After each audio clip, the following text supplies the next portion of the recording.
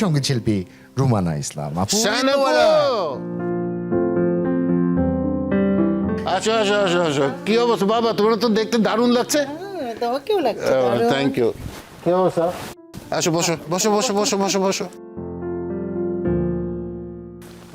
আমার আরেকজন প্রিয় মানুষ, ভুল বলেছি বলো? রুমানা ইসলামের সবচেয়ে বড় জিনিসটা হচ্ছে তার ব্যবহার। আপনারা যারা জানেন না, পরিচয়টা আমি বলে দিই। হ্যাঁ, রুমানা ইসলাম আমাদের আগুন ভাইয়ের বড় বোন। কতদিনে বড়? 6 বছর? এই তো এরকমই, হ্যাঁ 5-6 বছর, 7 বছর 7 বছর। এই যে 7 বছরের ছোট ভাই যাকে কোলে টোলে করে বড় করা হলো, কতখানি জ্বালিয়েছে একটু শুনি আগে।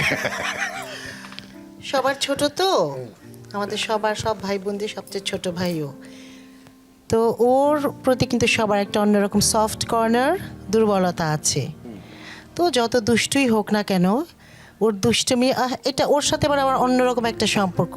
আমাদের ভাই বোনদের মধ্যে আমাদের বড় ভাই বোন কিংবা আমার আরেকটা ভাই আছে ইমান, ওরা হচ্ছে খুব শান্ত স্বভাবের, ও হচ্ছে তার অপোজিট। সবারটা নিয়ে জমেছে। এবং আমিও ওর কাছাকাছি যেতাম ছোটবেলায়। আমরা দুজনেই দুষ্টু, ওর মতো পাগলামিটা আরেকটু কম, ওর পাগলামিটা আরেকটু বেশি। ওর মধ্যে আরেকটা যে খুব স্ট্রেট ফরওয়ার্ড, যেটা আব্বার ছিল একদম সত্যি কথা, কিংবা হ্যাঁ পয়েন্ট মুখের মধ্যে বলা, সেটা আমি আবার একটু কম। এখন বুঝে শুনে একটু করি, মানে বয়সের সাথে সাথে আরেকটু নিজেকে সামলাই। কারণ ও কিন্তু I think his born star. হ্যাঁ, ওর ভিতরে এই প্রতিভাটা ছিল আগুনের মতোই, এবং আগুন জ্বলছে।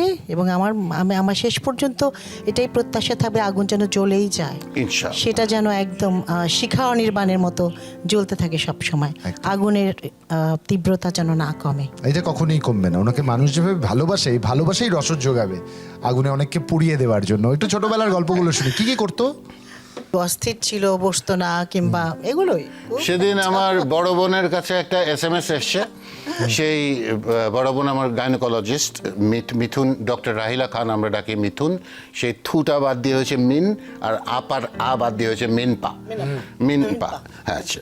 তো এখন মিনপার কাছে একটা SMS এসছে যে আগুন কেমন আছে এখন। ছোটবেলায় ও আমাকে ঢিল মেরে পালিয়েছিল। এখনো কি ওরকম আছে? ওই যে মনে আছে ইয়েতে তোমার কলোনিতে বন্ধুকে চড়ুই পাখি মারতে, সেটা করতো, মানে কি না করতো আল্লাহ। ভালো। বাড়িতে বিচার নিশ্চয়ই আসতো না, এটা রাস্তায় শেষ করে না, বাড়ির বিচারটা না, আমরা বিচার কখনোই আব্বা আম্মাকে দিতাম না। বাড়ি পর্যন্ত বিচারটা এসে কেউ দিত না আর কি, আমরাও দিতাম না, কারণ বাবার সেই বিচার দিলে তো তাহলে আমরা বরং মানে লুকানোর চেষ্টা করতাম, প্রোটেক্ট করতাম। হ্যাঁ, স্যার খুব ব্যস্ততা স্যারের ছিল, এবং পরিবারকে সময় দেওয়ার জন্য আলাদা করে সময় বের করা। এবং সবচেয়ে বড় বিষয় হচ্ছে he was himself a living legend and star. নিঃসন্দেহে এই যে স্টারডামটা, এটাকে উনি পরিবার পর্যন্ত এসে পৌঁছতে দিয়েছেন, সন্তানদের পর্যন্ত পৌঁছতে দিয়েছেন। কেমন ছিল একটু শুনি, সেই স্টারডামটা কেমন ছিল? স্টারডামটা তো আমরা শুধু দেখেছি, শুনেছি, কিন্তু বাসায় কিন্তু বাবা সাধারণ একটা ভীষণ আদর্শবান একটা পিতা, একদম আব্বাই কি বলেছেন। সেখানে কিন্তু সেই রূপালী জগতের ইনস্টেন্সগুলো আনতেন না বাবা ঘরে।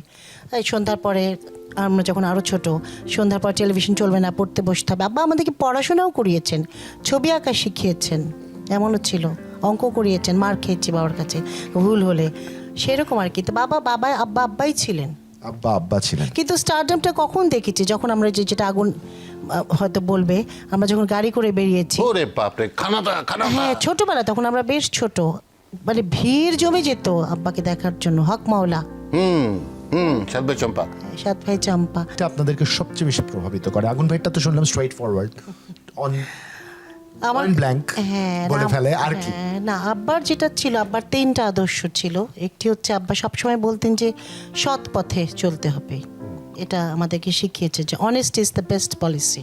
আরেকটা ছিল সত্যের পথে, সবার শেষে সত্যের জয় হবে।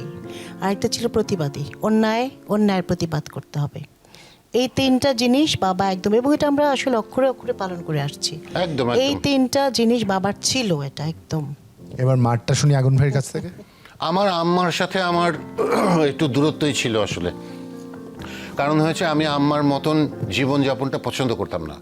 স্বাভাবিকভাবে আব্বাকে এই উত্তেজিত অবস্থায় বিভিন্ন জায়গায় দেখেছি। আব্বা কিছু করলে তার কোনো অসুবিধা নাই, আব্বা ঠিক আছে।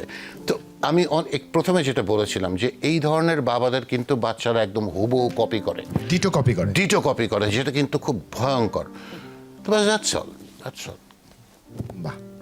আপু, কিছু যদি বলার থাকে, ভাইও ব্যস্ত, তুমিও ব্যস্ত, দেখা সাক্ষাৎ কম হয়, এই যে আমরা সুযোগ করে দিলাম, ইফ দেয়ার ইজ এনিথিং দেখা সাক্ষাৎ কম হলেও ওর সাথে যে কানেকশন সেটা অন্যরকম।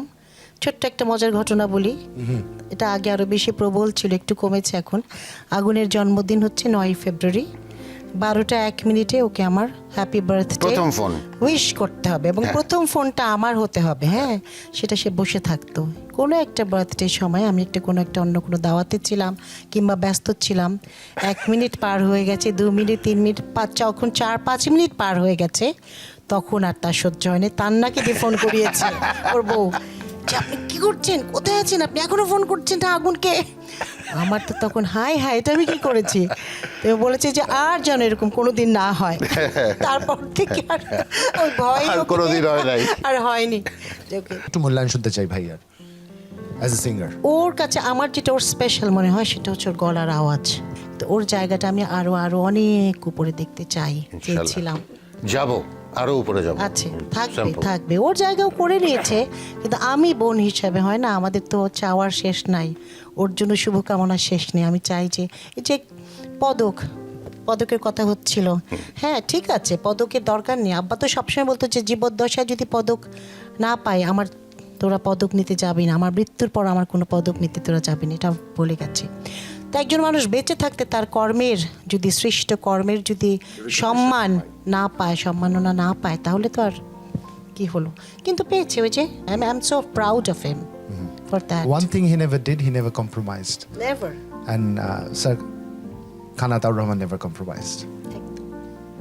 আপু থ্যাংক ইউ। একটু পরে এটা আর সামলাতে পারবো না আমি, দুজন মিলে কান্নাকাটি শুরু করবে, এলোমেলো হয়ে যাবে আমাদের পুরো মুহূর্ত। Thank you so much. খুবই কৃতজ্ঞতা এবং ধন্যবাদ জানাচ্ছি যমুনার নিমন্ত্রণে আজকে ওকে আমন্ত্রণ জানানো হয়েছে। থ্যাংক ইউ সবাইকে। সানেপুকে খুবই থ্যাংক ইউ, তুমি আসলা। থ্যাংক ইউ সানেপু, থ্যাংক ইউ। দেখা হচ্ছে।